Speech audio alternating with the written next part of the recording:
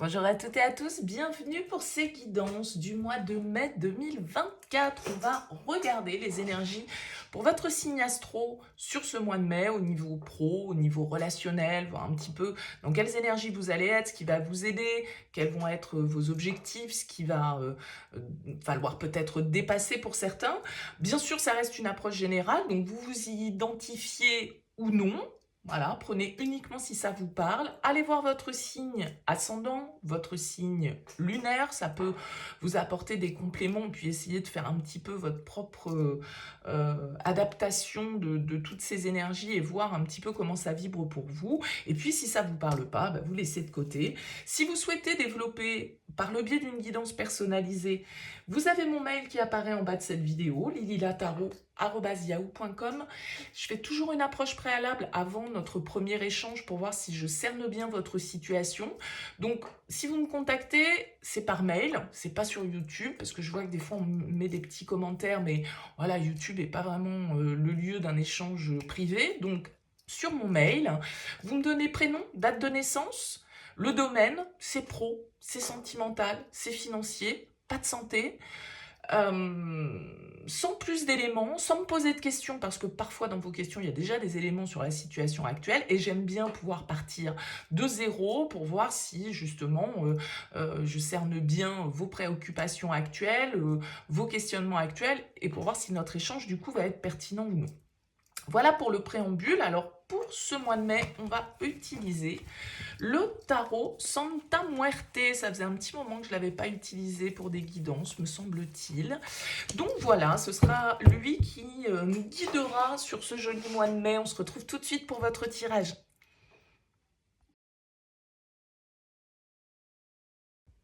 Bienvenue les balances pour les énergies de ce mois de mai 2024. On regarde ici votre énergie principale, votre objectif, votre force, le défi, le conseil, votre vie active, on va dire, ou professionnelle, votre vie relationnelle ou sentimentale, votre vie intérieure et comment vous sortez de ce mois de mai. Alors vous avez en dos de deck, les balances, la carte du 9 de denier. Le 9 de denier, c'est une carte qui va nous parler de richesse. Peut-être que vous travaillez sur cette notion de richesse, d'abondance, de ressources sur ce mois de mai. Ça peut être votre priorité, on va dire, de développer plus d'autonomie, plus d'indépendance, de profiter aussi de ce que vous avez accumulé, acquis jusque-là avec le 9 de denier. On a envie, vous voyez, il est plutôt dans l'opulence, il déborde ici de ressources, quelles qu'elles soient. Ça peut être de l'argent, ça peut être des compétences, des connaissances. Bref, c'est pas forcément des ressources uniquement pécuniaires. Mais avec ce 9 de denier, en tout cas, on est orienté sur cet aspect, on va dire, de possession, d'estime de soi, de savourer un petit peu une forme de luxe, une forme de liberté qu'on a acquis à force de travail, à force d'efforts. Et c'est un petit peu quand nos efforts, justement, finissent par porter leurs fruits de manière très concrète ou de manière métaphorique. C'est-à-dire qu'avec le 9 de denier, on a déjà accompli quelque chose. On n'en est pas au début du process. Donc on va voir un petit peu comment cette énergie peut se manifester et être en relation avec votre tirage. On découvre vos énergies. 9 d'épée en énergie principale. La 4 de coupe en objectif. La 4, oui c'est ça, la 4 d'épée en force. Le page de coupe en défi. La reine de coupe en conseil. Roue de fortune au niveau de vos activités et du professionnel. La 4 de bâton au niveau relationnel. Le 7 de coupe dans votre vie intérieure et la tempérance en sortie de tirage. On a pas mal de 4. 4 de coupe, 4 d'épée, 4 de bâton. Un besoin de stabilité ici peut-être. Avec les arcanes majeures, eh bien écoutez, on en a une. Elle se situe dans vos activités, votre vie professionnelle. C'est la roue de fortune. C'est une carte qui nous parle de cycles qui se terminent, de progression, d'évolution. Encore une fois, alors je dis encore une fois parce que je l'ai déjà dit pour d'autres signes jusqu'alors, j'ai eu beaucoup cette notion dans les tirages de mail, un cap qui est à passer. J'ai l'impression que c'est un petit peu symbolique pour l'ensemble des signes. Donc voilà, vous ne faites pas vous ne, voilà, je trouve plus le terme. Vous ne faites pas exception, on va dire, à cette énergie un petit peu de cap à passer, d'équilibre à retrouver, de nouveautés à mettre en place, de réflexion à mener sur un processus un petit peu de renouvellement, de renouveau et comme on le disait ici, peut-être de liberté et de plaisir.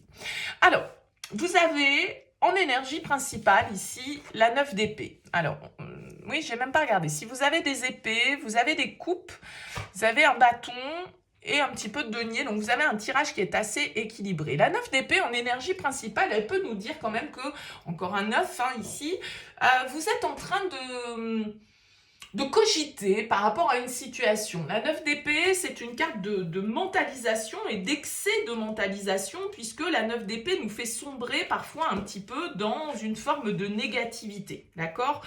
Avec la 9 d'épée, ce sont les pensées toxiques, c'est ce qui nous tire un petit peu vers le bas, c'est ce qui nous perturbe. Et notre esprit ne peut pas s'empêcher, en fait, de penser à ce qui ne va pas fonctionner, à ce qui ne va pas, à envisager, on va dire, parfois l'avenir d'une manière, justement, un petit peu négative. Et en fait, en pensant négativement, on attire malheureusement encore plus de négativité. Donc, vous pouvez vous sentir un petit peu victime d'une situation. Vous pouvez être un petit peu en perte d'énergie au niveau mental parce que vous avez l'impression que les choses ne vont pas comme vous le souhaitez, que les choses n'avancent pas, que voilà, il y a cette idée un petit peu d'être happé, on va dire, par des peurs qui ne sont pas toujours, et même qui sont souvent déraisonnables, qui sont souvent en décalage avec la réalité. Mais c'est notre mental, on va dire, qui alimente ça et qui, du coup, nous plonge parfois un petit peu dans voilà, une forme de noirceur ou des idées un petit peu noires comme ça, une forme de déprime peut-être pour certains d'entre vous parce que les choses ne fonctionnent pas comme vous le souhaitez. Votre objectif, c'est la 4 de coupe. Et vous voyez ce personnage d'ailleurs, sur cette carte, il est un petit peu en train de s'apitoyer. Moi, j'ai l'impression que là, il y a une situation qui vous plombe un petit peu le moral, les balances, et vous avez envie de sortir de ça. Vous avez envie de vous libérer peut-être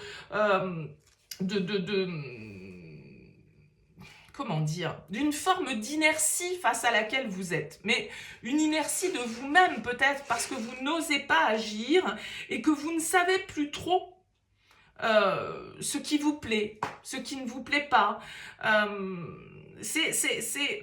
Il y a des peurs chez vous qui font que vous pourriez presque parfois refuser ce qui s'offre à vous, d'accord ? Donc avec le 4 de coupe, eh bien, il y a l'idée de définir si une option qui se présente à vous peut-être est réalisable, vous convient et on va dire correspond à vos attentes. Parce que la 4 de coupe, c'est un petit peu la coupe que l'on nous tend, mais que l'on ne voit pas, que l'on refuse, soit parce que on est dans une forme de fatigue et d'inertie qui fait qu'on ne bouge pas et que de toute façon, cette coupe, elle va pas rester tendue éternellement, d'accord ? Soit d'être un petit peu comme ça, tourné vers soi et dans une forme de victimisation qui fait qu'on ne voit pas, en fait. On ne voit même pas ce que la vie nous présente, d'accord ? Donc, il y a l'idée d'évaluer soigneusement ce qui va s'aligner ou non avec vous. Qu'est-ce qui vous correspond vraiment ? Qu'est-ce qui est bon pour vous ? Qu'est-ce qui vous fait envie ? Qu'est-ce qui va contribuer à votre croissance ?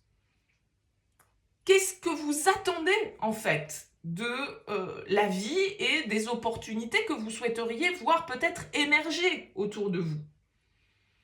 Je pense qu'ici, il y a vraiment un besoin de calmer votre mental. Avec la 4 d'épée en force, il y a toutes les chances que vous sachiez faire ça. C'est-à-dire que cette négativité, ce mental qui tourne là en permanence et qui parfois du coup vous limite, vous emprisonne, vous conditionne, vous empêche de, eh bien avec la 4 d'épée en force, on va vous dire prenez un temps de recul. Apaisez vos pensées, essayez de faire le vide, de peut-être effectivement vous éloigner un petit peu du brouhaha quotidien, de prendre un petit peu de repos, de vous mettre en retrait, parce que si vous êtes submergé par des pensées qui sont un peu négatives et stressantes, eh bien on vous dit avec le 4 d'épée, ce qui va vous aider, c'est de vous retirer pour vous reconnecter en fait à vous-même. D'accord ? Parce que si on se laisse trop happer par le tourbillon, ce va-et-vient un petit peu là comme ça des extrêmes, eh bien c'est pas forcément ce qui va vous aider à y voir clair. D'accord ? Donc vous gagnerez du temps en prenant une pause tout compte fait.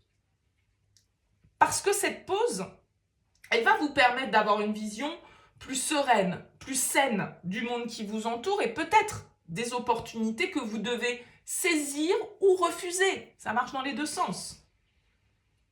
D'accord ? Donc, c'est une carte qui vous invite à marquer une pause, à vous reposer, à vous faire plaisir, à prendre soin de vous, à prendre des congés peut-être pour, vous sentir un petit peu plus serein ou sereine vis-à-vis de la situation. Page de coupe en défi. Bon, le page de coupe, c'est une notion de renouveau. C'est une notion, le page de coupe, d'une nouvelle envie, d'une nouvelle inspiration, d'une nouvelle source de créativité, d'une nouvelle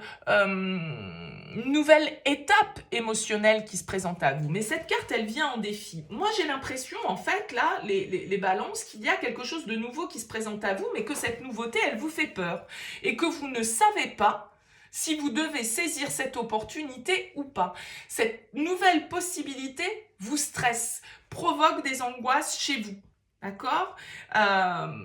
C'est comme si vous n'autorisiez pas la vie à vous proposer ce qu'elle vous propose.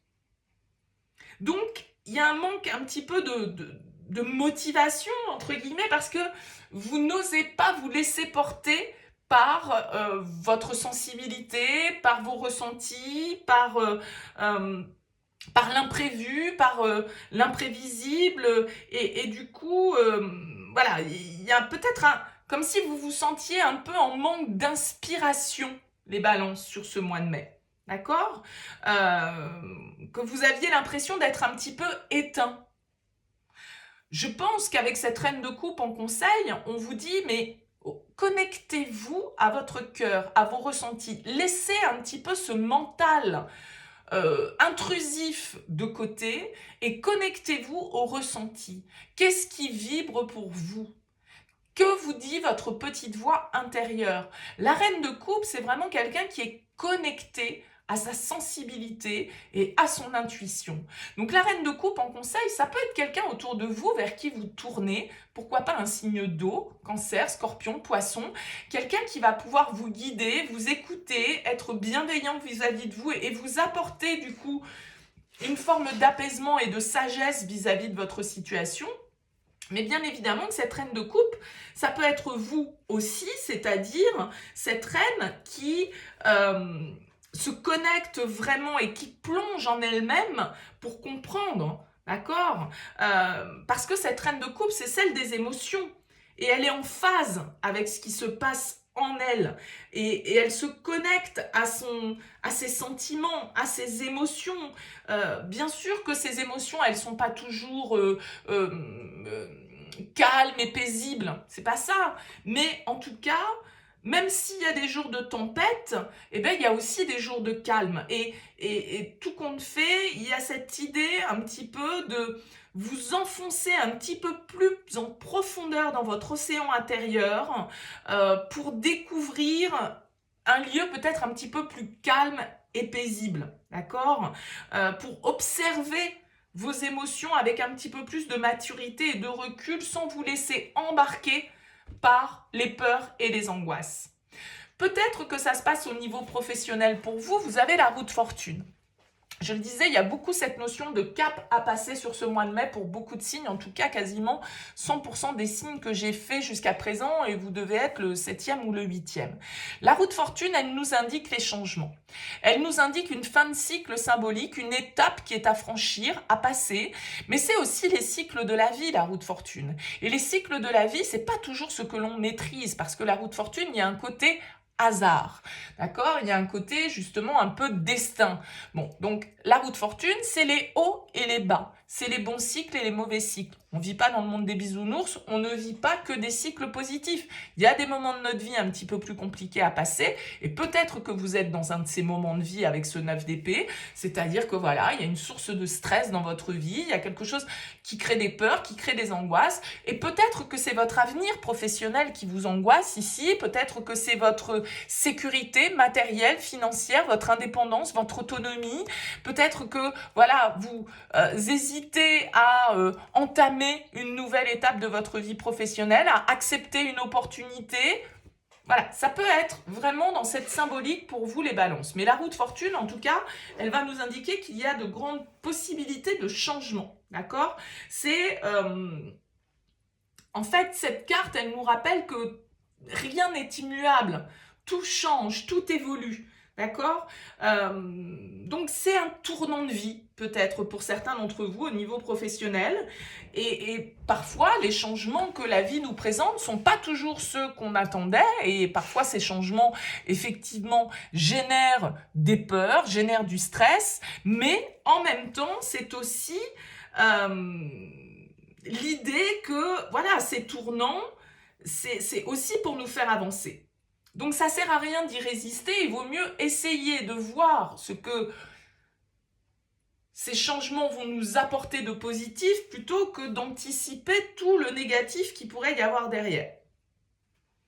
Je pense qu'il y a une idée un petit peu de peur du changement d'un certain côté dans votre tirage.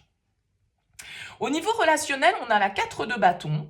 Alors, je pense qu'au niveau relationnel, on est plutôt dans des énergies assez stables. Vous êtes bien entouré relationnellement parlant.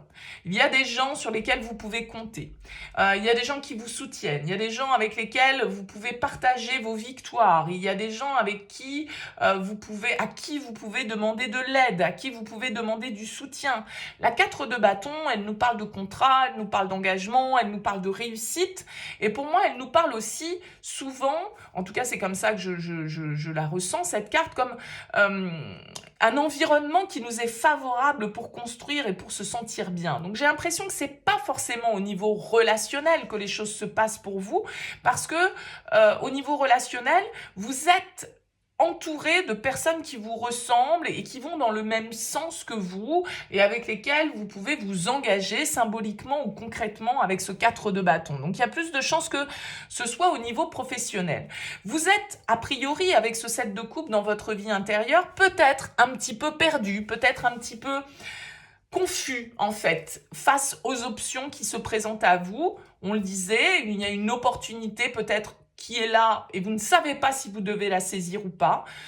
Le 7 de coupe nous parle de choix multiples. C'est un petit peu comme quand on est au carrefour et qu'on doit évaluer les différents itinéraires qui se présentent. Qu'est-ce que je fais? Je vais tout droit, je prends à droite, je prends à gauche, je prends l'autoroute ou je passe par les petits chemins de campagne. Voilà, ça va être un petit peu les options auxquelles vous allez être en train de réfléchir et du coup, plus on a d'options, plus on est perdu.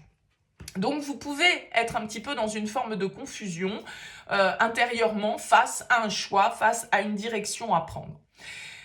Vous terminez ce tirage avec la tempérance. La tempérance, c'est quand même plutôt une énergie qui nous parle justement de calme. Donc moi, j'ai l'impression que peut-être vous abordez ce mois de mai un peu stressé, un peu dans l'appréhension, un peu voilà dans des énergies comme ça de mentalisation extrême. Mais avec la tempérance, on voit que sur ce mois de mai, vous arrivez justement à modérer tout ça. Vous arrivez à trouver cette stabilité et cet équilibre que le 4 peut symboliser dans le tarot et justement à harmoniser, faire la part des choses dans vos ressentis. Donc, il y a vraiment un équilibre que vous trouvez sur cette fin mai. C'est très positif pour vous, les balances. Alors, n'hésitez pas à me dire dans vos commentaires comment vous avez vibré par rapport à ce tirage. Je vous souhaite un excellent mois de mai. Je vous dis à très vite.